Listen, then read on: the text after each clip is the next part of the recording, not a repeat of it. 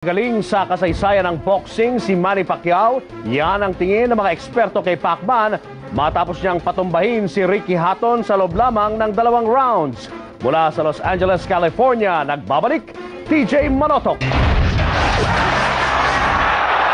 A short shot by Pacquiao. 2 araw makalipas ang pambihirang panalo ni Manny Pacquiao laban kay Ricky Hatton, wala pa ring tigil ang papuri kay Pacman ng mga sports at boxing analyst. I did not expect it to be that fast. I have a lot of respect for Manny Pacquiao as a fighter, but I did not anticipate that he would be able to knock Ricky Hatton out that quickly.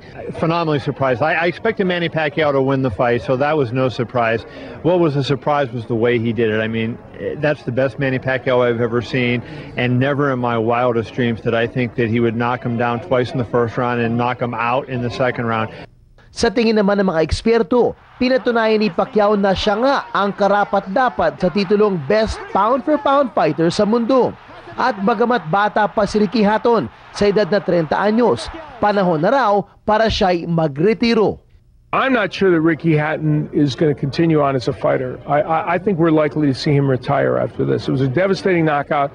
He made a lot of money in the Mayweather fight because of deals he made with British TV, and made a lot of money tonight as well. And I think Ricky Hatton is likely to retire. He's made millions upon millions of dollars. You know, what more can he do in boxing?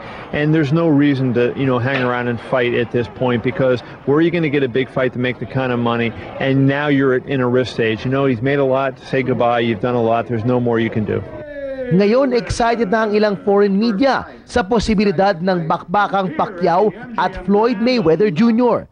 Sa Hulyo, maglalaban sina Mayweather Jr. at Juan Manuel Marquez.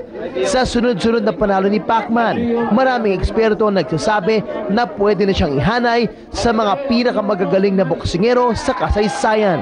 And he's clearly the best fighter in the world, and I say that even knowing the Floyd Mayweather return today. Right now, we're going to start thinking about him as a top 100 pound-for-pound of all time. That is a huge honor. Para sa mga eksperto, hindi lang record at titles, kundi dahil na rin sa mga husay at legendary status ng mga boksingerong tinalo niya ang siyang nagbibigay karangalan sa isa sa pinakamagagaling na boxers of all time na si Manny Pacquiao.